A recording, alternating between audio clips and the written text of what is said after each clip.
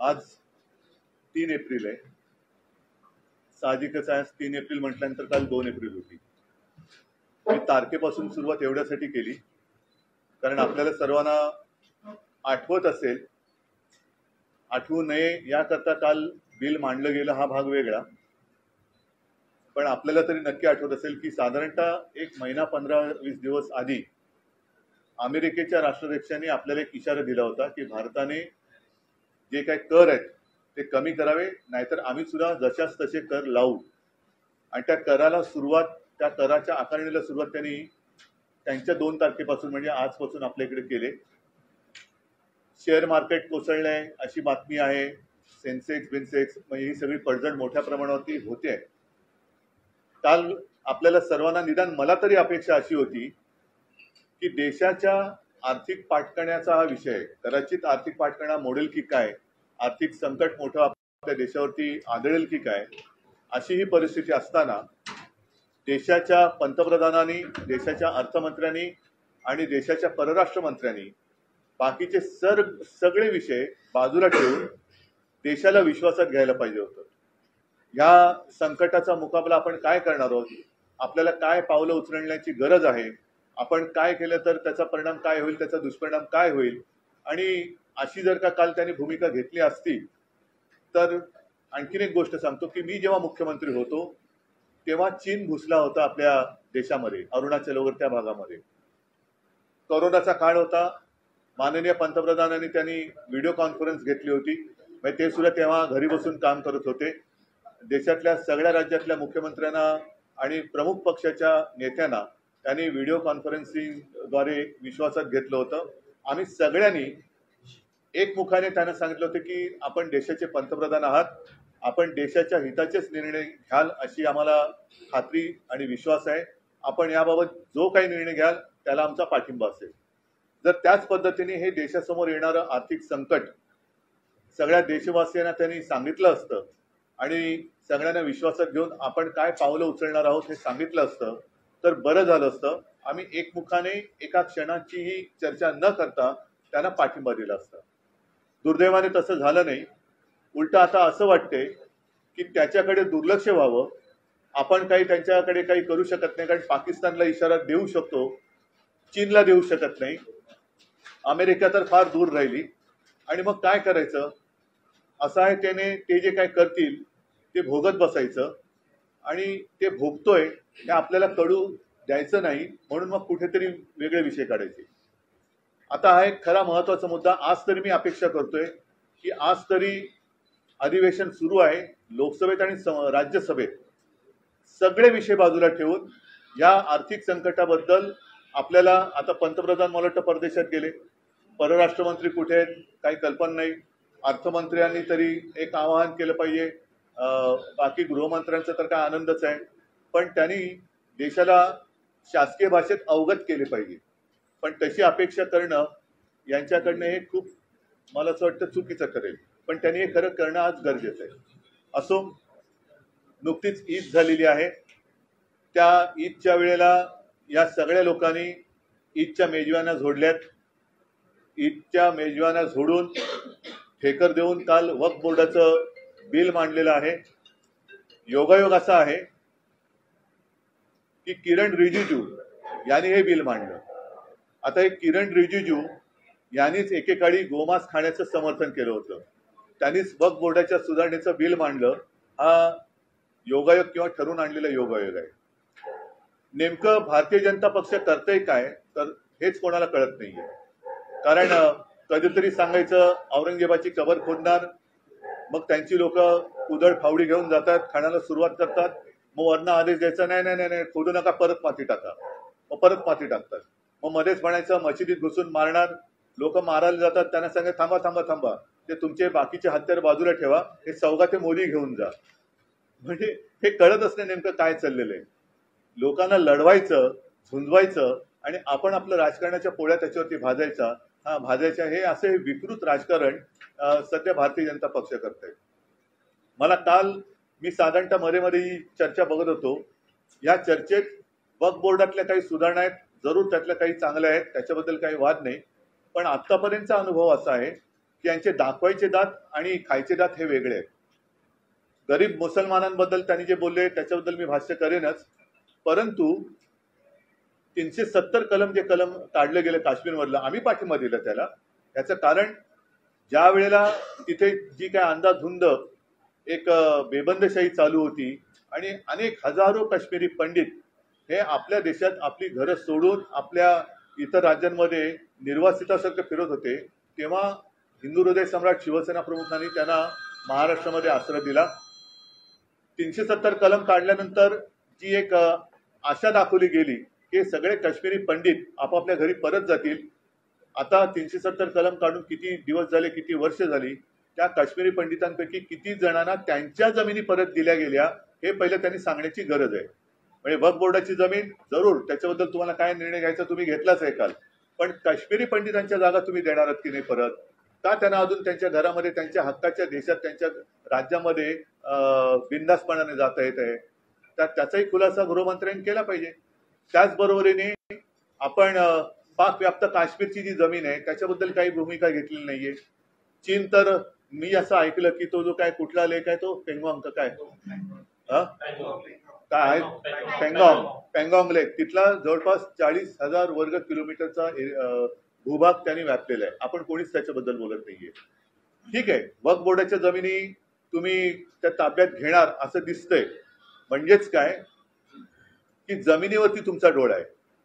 बरं, कालची सगळ्यांची जर का भाषणं ऐकली तर मला वाटतं देशाच्या इतिहासात पहिल्या प्रथम देशाच्या संसदेत मुस्लिम समाजाचा कळवळा आणणारी भाषणं ही म्हणजे अतिशयोक्ती करायची झाली तर जिनानाही लाजवेल अशी मुसलमानांची बाजू घेणारी भाषणं ही खुद्द अमित शहापासून त्यांच्या सर्व मित्रपक्षांनी काल केलेली आहे. मग हे बिल नेमकं मुस्लिमांच्या विरोधात आहे का मुस्लिमांच्या बाजूने आहे? जर मुस्लिमांच्या बाजूने असेल तर त्याला विरोध करणारे आम्ही हे हिंदुत्व सोडणारे कसे? कारण मुसलमानांची ज्या पद्धतीने तुम्ही काल बाजू मांडले की गरीब मुसलमान को ये होगा, मुस्लिम महिलाओं को ये करेंगे, अमुक करेंगे, तमुक करेंगे, मग हिंदुत्व आम्ही सोडलं का तुम्ही सोडलं?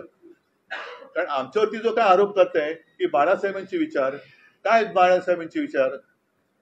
95 साली जेव्हा त्या राज्यामध्ये सत्ता आली होती तेव्हा इथेच बीकेसी मध्ये हिंदू हृदय सम्राटांनी त्या मुस्लिम लोकांना मोठा त्यांचा जो काही इस्तेमा म्हणून उत्सव असतो तो करण्याची परवानगी दिली होती.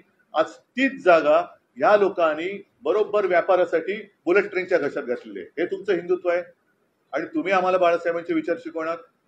म्हणजे कालचे सगळे जी काय त्यांची भाषणं होती आणि सगळ्यात मला किरण रिजिजूंचं एक आश्चर्य वाटलं. अरविंद सावंत बोलल्यानंतर ते बोलले बालासाहेब के आप ये थे तब हमको ऐसा लगता था.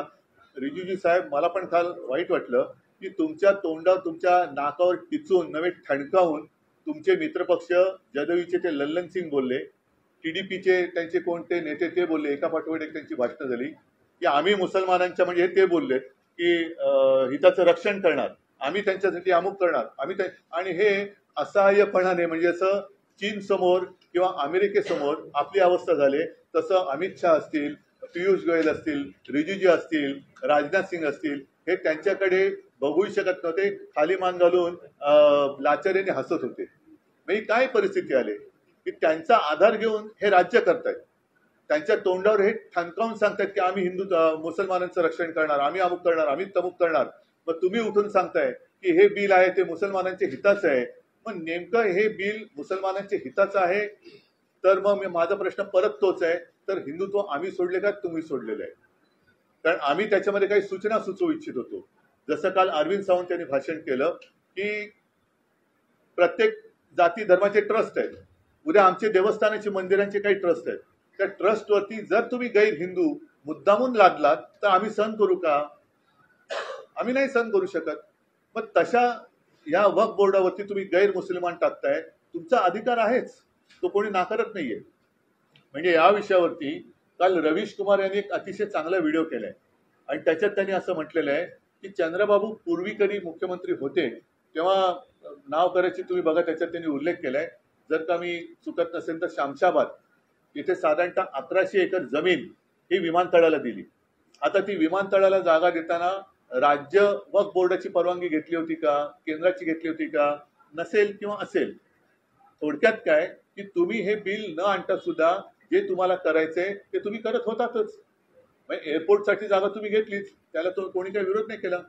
वक्फ बोर्डाच्या मध्ये जर काही अफरातफर चालली असेल तर जरूर त्याला पायबंद बसला पाहिजे, नक्कीच त्याच्यावरती पारदर्शकता आलीच पाहिजे. पण काही काही गोष्टी ज्या आहेत ज्या उगाच तुम्ही उकरून काढताय, जसं आता सगळं व्यवस्थित चाललंय, तुम्ही आता एवढं सरकार तिसरी टर्म तुमचं सरकार आलेलं आहे आणि देशाच्या विकासाच्या गोष्टी, रोजीरोटीच्या गोष्टी या सगळ्या बाजूला ठेवून अजूनही हिंदू मुसलमान, मग हिंदूंमध्ये मराठी अमराठी, मग मराठी माणसांनी खायचं काय, ही तुमची दादागिरी आम्ही नाही सहन करणार, अजिबात करणार नाही. आम्ही काय करायचं, आम्ही काय करणार, हे जर का तुम्ही आम्हाला आमच्यावरती लादणार असाल तर आम्ही ते सहन करणार नाही. आता त्याच्यामध्ये काल त्यांनी जी काही भाषणं केली, दोनपैकी एक गोष्ट खरं आहे, जर आम्ही हिंदुत्व सोडलं असं कोणाचं म्हणणं असेल, काही बाडग्यांचं म्हणणं आहे असं की आम्ही हिंदुत्व सोडले, ज्यांना गद्दार, जे गाणं गाजलं गद्दार, त्या गद्दारांचं म्हणणं जर का असेल की आम्ही हिंदुत्व सोडलं, मग काल तुमच्या आजूबाजूला जी मुसलमानांची तारीफ चालली होती तेव्हा तुमच्या शेपट्या कुठे गेल्या होत्या? तेव्हा तुम्ही काय सोडलं होतं? लाज सोडली होती, लज्जा सोडली होती का? तुम्ही बोलला नाहीत की आम्ही बाळासाहेबांचे विचार मानणार आहेत, आम्हाला हे मान्य नाहीये, ही तुमची त्यांची चाललेली भलामण आहे, हे लांगुल चालन आहे, हे आम्ही मान्य करू शकत नाही, म्हणून आम्ही यातून बाहेर पडतो, का बोलला नाहीत तुम्ही? आणि मग काही गोष्टी खऱ्या बरोबर खोट्या, जसं एक ती बातमी आलेली आहे, किरण रिजिजू जे बोलले की जर का मोदी सरकार आलं नसतं तर यांनी संसदेची जागा सुद्धा हडपली असती.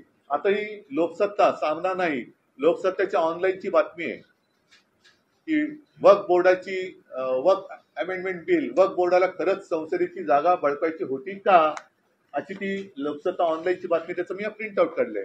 त्याच्यात पुढे असं दिलेलं आहे की वक्फ बोर्डाने खरंच संसदेवर दावा केला होता का? दिल्लीतील वक्फ बोर्डाच्या एका वरिष्ठ अधिकाऱ्यानं नाव न सांगण्याच्या अटीवर सांगितले की मी 18 वर्षापासून दिल्ली वक्फ बोर्डात काम करत आहे. बोर्डाने संसद परिसर किंवा लगतच्या संकुलावर कोणताही दावा केलेला नाही. माननीय मंत्र्यांचा हा दावा खरा नाही. म्हणजे हे तुम्ही सगळे ही गोष्ट ही लावालावी का करताय तुम्ही? एका ठिकाणी आपण बघतो की जसं मी स्वतः परवा फोन केला होता, एक आमचा कार्यकर्ता आहे मुस्लिम पुण्यामध्ये, त्यांनी हिंदू एका व्यक्तीवरती अंत्यसंस्कार केले, मी त्याचं कौतुक केलं. आणि शिवसेना प्रमुखांनी कधी सगळे मुसलमान देशद्रोही आहेत असं कधीही म्हटलेलं नाहीये, अजिबात म्हटलेलं नाहीये. आज सुद्धा आमच्याकडे साबीरबाई शेख यांच्यासारखे अनेक कडवट देशनिष्ठ हे मुस्लिम कार्यकर्ते कार्यरत आहेत. आता त्याच्याबद्दल एकदा भाजपने जाहीर केलं पाहिजे.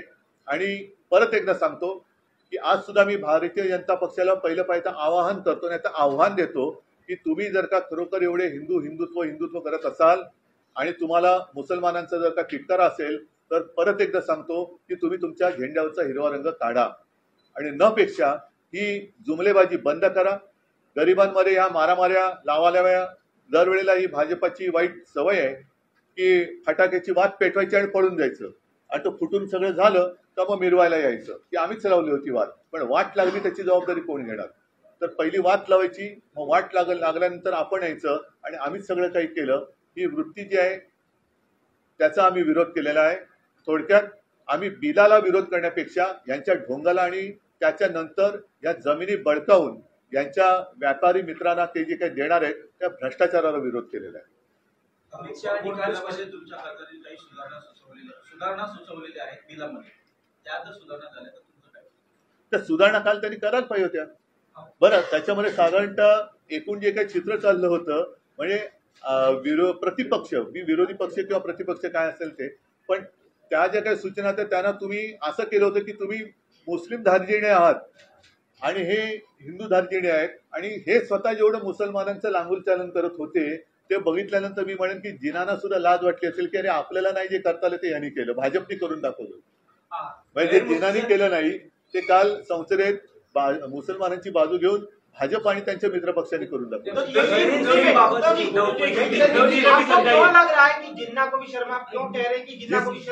जिस तरीके से कल भाजपा के नेतागण या शीर्ष नेता या वरिष्ठ मंत्री, उसमें अमित शाह जी भी थे, किरण रिजिजू, फिर उनके जो नए नए दोस्त है टीडीपी हो या जेडीयू, जिस तरीके से उन्होंने मुस्लिम समुदाय का समर्थन किया, हम नहीं चाहते कि वो विरोध करे, लेकिन अगर आप हमें बार बार कहते हो कि आपने हिंदुत्व छोड़ा, हिंदुत्व छोड़ा, तो कल आपने क्या छोड़ा था?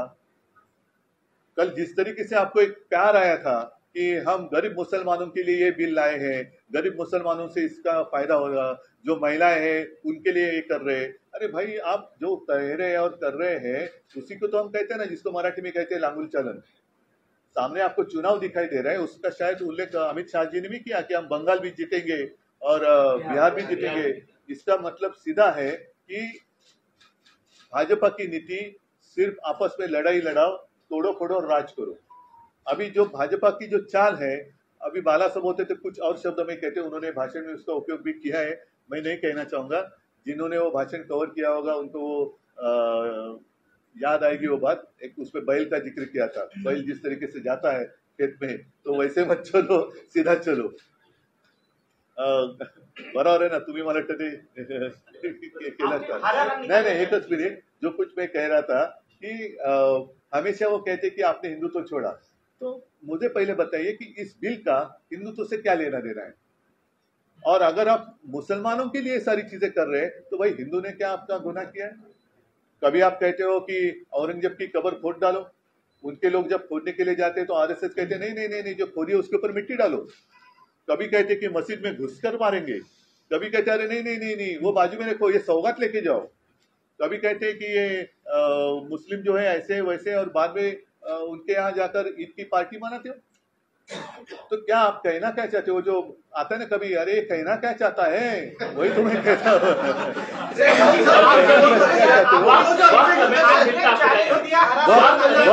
वक्त की जो बात है उसमें कुछ चीजें जरूर अच्छी है ना, मैं नहीं कहता, उसमें पारदर्शिता तो होनी चाहिए। अगर जहां भी कुछ गलत है तो गलत है, उसका समर्थन मैं या मेरी शिवसेना कभी भी नहीं करेगी। लेकिन आप जिस तरीके से वो पेश कर रहे थे, तो क्या पहले आपको भी समझ में आया है कि ये हम क्या कर रहे हैं? मुसलमानों के हित में कर रहे हैं कि उनके खिलाफ कर रहे हैं? ये तो पहले बताओ। और हमारा जो डर है कि आज आपने वक्फ बोर्ड की जमीन पर आपकी आंख है, हमारे जो मंदिर का ट्रस्ट है उनके पास भी काफी सारी जमीन है, क्रिश्चियन लोगों के पास जमीन है, गुरुद्वारा के पास होगी, बौद्ध विहार के पास होगी। अगर आप मुसलमानों की बात आज कर रहे हैं, कल हमारे ऊपर भी आपकी नजर आएगी। और फिर व्यापार आप करना चाहते हो तो सीधा करो, और अगर जमीन ही चाहिए तो जाओ ना, वहां चीन जहां घुस गए हैं वहां की जमीन दे दो अपने दोस्तों को। वहां की कश्मीर में जो पाकिस्तान घुस गया है वहां की जमीन आपके दोस्तों को दे दो। तो ये सिर्फ जमीन के लिए उन्होंने ये बिल लाया है, जिसका मैंने कहा ना, हमने बिल का विरोध नहीं किया है, हमने भ्रष्टाचार का विरोध किया है, हमने उनकी जो नौटंकी है उसका विरोध किया है। जिससे गरीब मुसलमान या गरीब हिंदुत्व का तो कोई लेना देना नहीं है। इससे हिंदुओं को क्या फायदा होने वाला है? उल्टा डर ये है, जो बात हमने कही कल, अरविंद सावंत जी हमारे सांसद है, उन्होंने बात कही कि हमारे शंकराचार्य जी है जिन्होंने कहा, आरोप लगाया कि केदारनाथ मंदिर से 300 किलो या कुछ ज्यादा ही सोना गायब हो गया, कुछ किसी ने बात की। हाँ, फिर हमारे पद्मनाभ स्वामी मंदिर का उन्होंने खजाना खोला, विरोध किया, फिर रुक गए। तो ये ऐसी सारी बातें वो करने लगे, तो कौन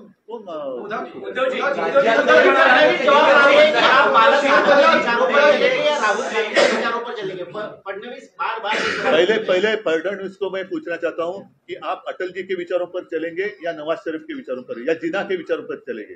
क्योंकि कल जितनी सारी बात हुई है वो जिना से भी बढ़कर हुई है। तो क्या आप जिना की ओर चल रहे हैं? और बाला साहब की विचारधारा, शायद आप छोटे थे, बच्चे थे, तो बाला साहब ने इस्तेमा के लिए जो जगह दी थी, जो आपकी सरकार ने बुलेट ट्रेन को दे दी। फिर इतना ही नहीं, अगर मैं गलत नहीं कहूं तो उस समय बाला साहब ने कहा था मनोहर जोशी जी को और गोपीनाथ मुंडे जी को कि जितने सारे लोगों के प्रार्थना म्हणजे ज्याला आपण प्रार्थना स्थळ म्हणतो, मतलब मंदिर असेल, दरगाह असेल, काही असेल, जितने लीगल है उनको और FSI दे दो। तो ये बाला साहब ने कहा था। तो बाला साहब के विचार, पहले आप बच्चे थे उस वक्त, आप हमें मत सिखाओ।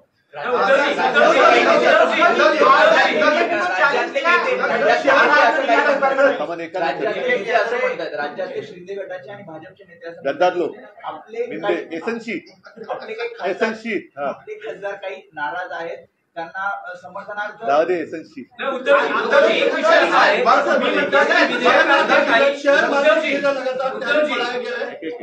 ये काफी महत्वपूर्ण बात है। मैंने जैसे पहले मराठी में कहा उसको दोहराता हूँ।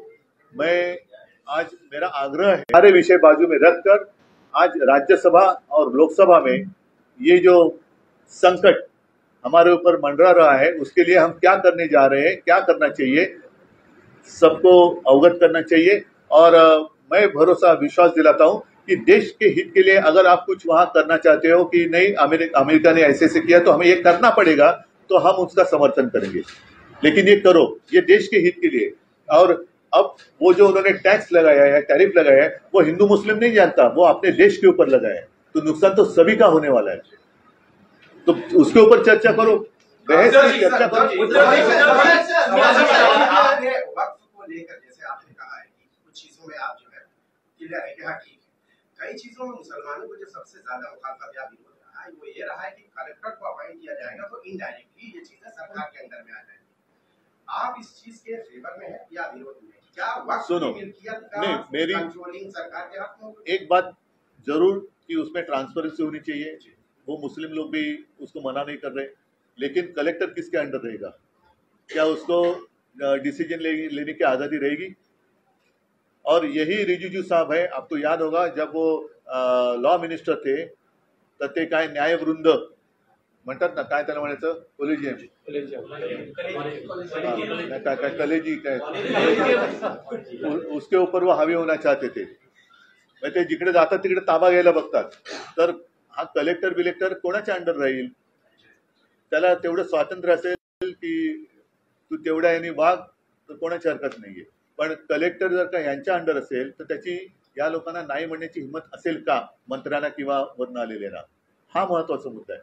कलेक्टरला ते विरोध का करतायत? कारण कलेक्टर हा सिस्टीम मधला एक भाग आहे, आणि जर का याने असं ठरवलं, आदेश दिले की कुछ भी होने दो, ऐसा करना है, तो क्या करेंगे आप?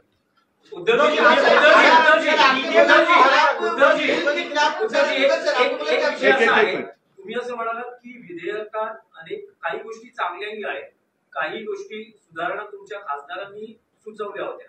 तर आज तुम्ही एनडीए मध्ये नाही आहात, तर तुम्ही इंडिया अलायन्स मध्ये आहात, त्यामुळे नाईलाजास्तव तुम्हाला या विधेयकाला विरोध करावा लागतोय। नाही असं नाहीये बघा, मी उगाच कोणाचं अंधपणाने समर्थन किंवा विरोध करणाऱ्यातला नाहीये की काँग्रेसचा दबाव आहे, अजिबात नाहीये, भाजपचा दबाव आहे, अजिबात नाहीये। मला जे काय वाटतं, मला पटतं ते मी करतो। आणि मला असं वाटलं की ज्या पद्धतीने भाजपाची पावलं पडतायत ती, आज तुम्ही वक्फ बोर्डावरती नियंत्रण आणताय, आणा, हरकत नाही, त्याच्यात पारदर्शकता आणायची असेल तर जरूर आणा, पण उद्या तुम्ही हे हिंदूंवरती आणाल। बरं, आधीच आमच्या देवस्थानाची जागा ही मराठवाड्यात असो किंवा आणखीन अनेक ठिकाणी ही हडपली गेलेली आहे, त्याच्याबद्दल तुमच्याकडे काय आहे? बरं, आता जर का तुम्ही आम्ही हिंदुत्व सोडलं म्हणताय आणि तुम्ही हिंदू आहात असं तुमचा जर का दावा असेल किंवा हिंदुत्वाचे तुम्ही राखणदार आहात, तर मुसलमानांची एवढी तुम्ही बाजू घेताय, तर हिंदूंमध्ये गरीब नाही आहेत का? त्या गरिबांसाठी तुम्ही काय करताय? काय तुमच्याकडे? आणि आता सुद्धा ह्या वक्फ बोर्डाच्या जागेमुळे तुम्ही गरीब मुसलमानांना काय फायदा करून देणार आहात? पण जर तुम्ही एनडीए मध्ये असता तरी हीच भूमिका घेतली असती। आम्हाला जे पटलं नसतं ते त्याही वेळेला आम्ही मांडलेलं होतं। नोटबंदीच्या वेळेला सुद्धा मी बोललो होतो। त्याही वेळेला आपल्याला लक्षात असेल की मोदीजींचं सरकार आल्या पहिल्यांदा मुंबईतल्या लोकल ट्रेनची दरवाढ झाली होती, मी त्याला विरोध केला होता। आता नोटबंदीमध्ये सुद्धा हे असंच सगळं गाडून टाकलं गेलं होतं की आणि असं होईल, त्यांनी तसं होईल, लोकांना वाटलं होतं अरे वा खूप चांगलं होणार, कुठे काय झाले? म्हणजेच काय की संसदेत नाही तर यावर मतदान झालेलं आहे आणि प्रत्येकाला नाही बरोबर आहे, त्यामुळे मी विचारतोय जर तुम्ही एनडीए मध्ये असता तरी आम्ही हीच भूमिका घेतली असती की तुम्ही यांच्या, कारण का आता हे एवढ्या वर्षानंतरचा जो अनुभव आहे की त्यांचं प्रेझेंटेशन खूप छान असतं, म्हणजे त्याच्याबद्दल वादच नाही, म्हणजे सगळ्यांची भाषणं ऐकली तर तुम्ही म्हणाल अरे वा हे आपल्याला करणं गरजेचं आहे। पण एक बारकावा त्यातला आहे की तुम्ही मुसलमानांच्या हिताची गोष्ट करताय का मुसलमानांच्या विरोधातली गोष्ट करताय की हिंदूंच्या हिताची गोष्ट करताय की हिंदूंच्या विरोधातली गोष्ट करताय? नेमकं या बिलामागचा जो उद्देश आहे, कारण तेच आमच्यावरती ते एसएनसी वाले बोलतात की आणि हिंदुत्व सोडलं, देवेंद्र म्हणतात बाळासाहेबांचे विचार सोडले, पण नेमकं तुम्ही काय करताय की असं तुम्हाला काय वाटतं की तुम्ही मुसलमानांचं लांगुल चालन करताना जर का आम्ही त्याला विरोध करत असू तर हिंदुत्व आम्ही सोडले का तुम्ही सोडले?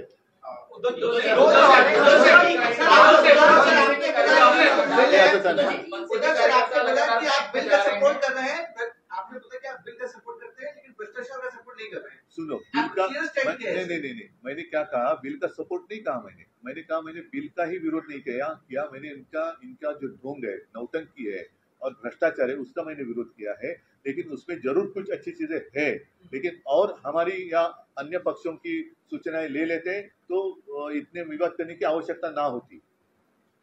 सबका साथ चाहिए था ना, तो सबका साथ आपने क्यों नहीं लिया? और आपने पहले शब्द से ऐसी शुरुआत किया कि हम हैं आपके दुश्मनी है। जिस तरीके से उनका एक तौर तरीका था, मतलब एक तरीके से वो मुस्लिम लोगों को पूरा ललचा रहे थे, लेकिन हमको ऐसे कटोरे में इसमें खड़े कर रहे थे। महाराष्ट्रामध्ये विधानसभेमध्ये हिंदुत्वाचंच कार्ड चालताना दिसलं। आगामी पण आता स्थानिक स्वराज्य संस्थेच्या नाही पण आता एवढ्याच निवडणुका होतील असं मला नाही वाटत। पण त्यावेळी पण महापालिका निवडणुकीमध्ये तुमच्या या म्हणजेच काय हिंदुत्ववादी मतदार तुमच्यापासून नाही, अजिबात नाही होणार। फायदा होईल की नुकसान होईल? कारण भाजप नेहमी हिंदुत्वाची भूमिका घेऊन आले, पण यावेळेला भाजपने मुसलमानांची बाजू घेतलेली आहे, हेच तर मी सांगतोय।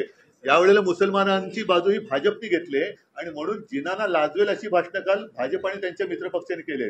त्याच्यामुळे आता हिंदूंनी जागा व्हायला पाहिजे की अरे आपण यांना निवडून दिलं, पण हे मुस्लिमानांची बाजू घेत आहेत। कधीतरी रामनवमीला राम मंदिर किंवा हिंदू वस्तींमध्ये यांनी काही वाटलंय का? हनुमान जयंतीला वाटलंय का? होळीच्या वेळेला का पुरणपोळ्या वाटल्यात का? मग सौगा ते मोदी वाटताय, ही कोणाची बाजू आहे? म्हणजे सगळेच जण बरोबर त्या वेळेपुरते पाहिजेत। आणि काल त्यांच्या तोंडावर ठणकावून मी परत सांगतोय की कोणाची हिंमत नाही झाली, त्यांनी तोंडावर ठणकावून सांगितली जदयू आणि त्या टीडीपी वाल्यांनी की ते मुसलमानांचे तारणहार आहेत, आम्ही त्यांच्या हक्काचं रक्षण करू। कोणाची एकाची हिंमत नाही झाली की असं बोलू नका, हे नाही चालणार, आम्ही हिंदू आहोत। विधेयकाला विरोध केलेला आहे, तुमच्या पक्षाच्या कार्यकर्त्यांना ही भूमिका पटेल का? पटेल का म्हणजे पटलेलीच आहे। याचं कारण असं की आमची भूमिका स्वच्छ आणि स्पष्ट आहे। एक तर पहिली गोष्ट, या बिलाचा हिंदुत्वाशी काडीचा संबंध नाहीये।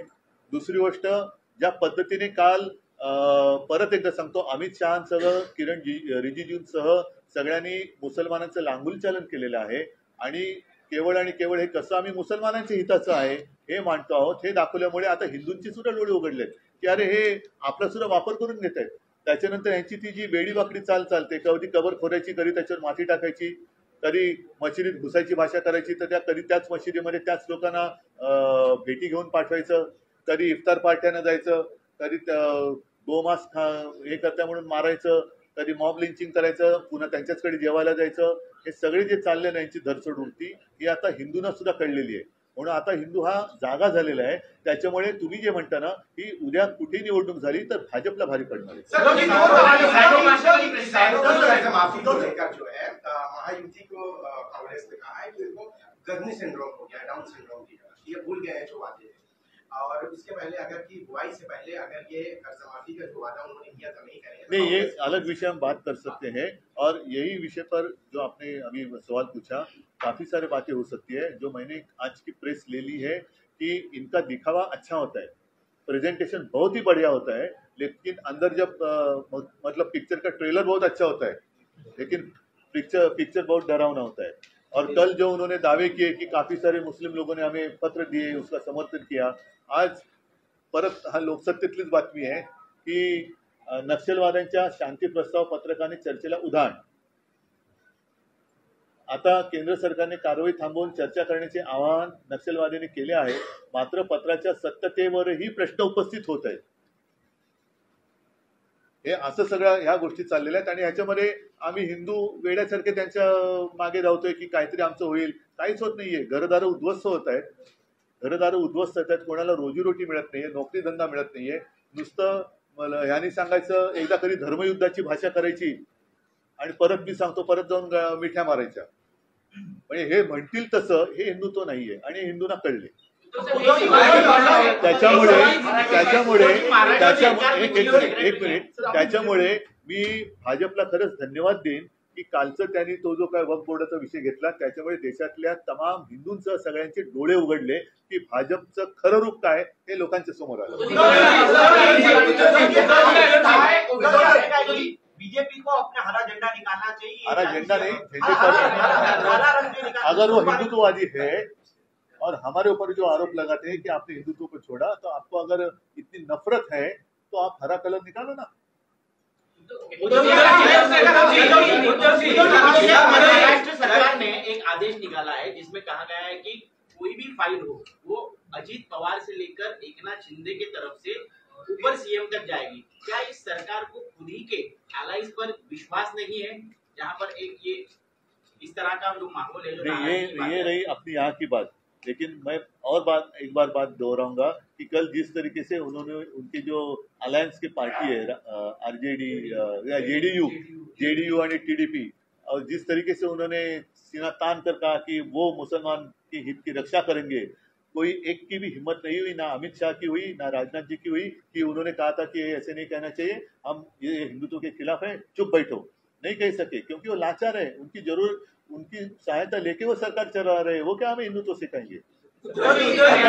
आता हा एकच मुद्दा आहे, हा 1914 आपला 2014 ज्या वेळेला आम्ही हिंदूच होतो आणि युती भाजपने तोडली होती, आम्ही नव्हती युती तोडली, आणि तेव्हा स्वतंत्र भाजपाचा हा स्वतंत्र फेकूनामा होता, नाही काय जाहीरनामा होता, त्याचं हे कव्हर आहे, त्याच्यामध्ये हे वाक्य आहे, ह्या वाक्याचा अर्थ कोणीतरी मला माहिती, आता तुम्ही हास्य जत्रा बघत असेल तर ते आहे ना, सुमारे कोई मुझको मुझे कान में आकर ऐसा करके बता तर या शब्दाचं हे मुस्लिम धार्जिणे हिंदू धार्जिणे कोणाचे आहे? त्यांनी सामाजिक न्याय या सदरात म्हटलेलं आहे की वक्फ बोर्डाच्या जमिनींवर घुसखोरी करणाऱ्यांवर कारवाई करून या जमिनी परत करणार, ज्या प्रकरणात न्यायालयाने बोर्डाच्या बाजूने निर्णय दिले आहेत त्याची काटेकोरपणे अंमलबजावणी करणार। आता त्या भारतीय जनता पक्षाचा जाहीरनामा आहे। फडणवीसांना विचारा, हे कोणाच्या पावलात पाऊल टाकून तुम्ही वचन दिलं होतं, जिनाच्या की अटलजींच्या? हे मोहम्मद अली जिनाच्या पावलात पाऊल टाकून तुम्ही वचन दिलं होतं की अटलजींच्या पावलात पाऊल ठेवून, का मोदींच्या नवाज शरीफचा केक खाल्ल्यानंतरचं पाऊल आहे?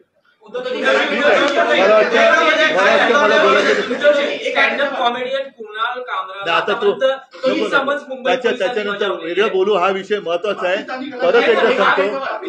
परत एकदा सांगतो की कालच्या वक्फ बोर्डाच्या चर्चेवरनं भाजपचं खरं रूप हे देशातल्या जनतेला कळलेलं आहे। त्याच्यामुळे आता हिंदू सुद्धा, त्या हिंदूंचे पण डोळे उघडलेत, मुसलमान, ख्रिश्चन, शीख, कारण काल त्या कोण कौर आपले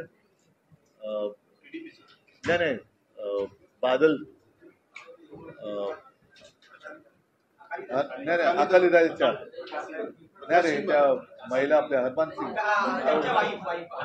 हरदीप सिंग कौर, त्यांनी अप्रतिम भाषण केलेलं आहे, त्यांनी पण अप्रतिम भाषण केलंय। आणि सगळ्यांच्या मनात आता ही भीती आहे की आज हे पहिलं पाऊल यांनी मुस्लिम ट्रस्टवरती टाकले, उद्या जैनांच्या टाकू शकतील, ख्रिश्चनांच्या टाकतील, कारण त्यांच्याकडे पण संपत्ती आहे, शीख लोकांच्या टाकतील, अगदी बौद्धांचे येईल, हिंदूंच्या तर आहेच आहे। तर हे आत्ताच सगळ्यांनी जागा होण्याची गरज आहे। सगळ्यांना धन्यवाद। जय हिंद, जय महाराष्ट्र।